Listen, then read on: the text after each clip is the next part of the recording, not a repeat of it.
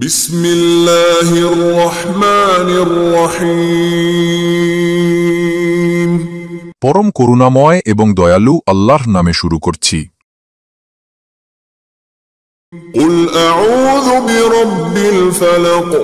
বলো, আমি আশ্রয় প্রার্থনা করছি উষার রবের কাছে। মিন শাররি মা খালাক। তিনি যা সৃষ্টি করেছেন তার অনিষ্ট হতে। ওয়া মিন শাররি গাসিকিন ইযা ওয়াকাব।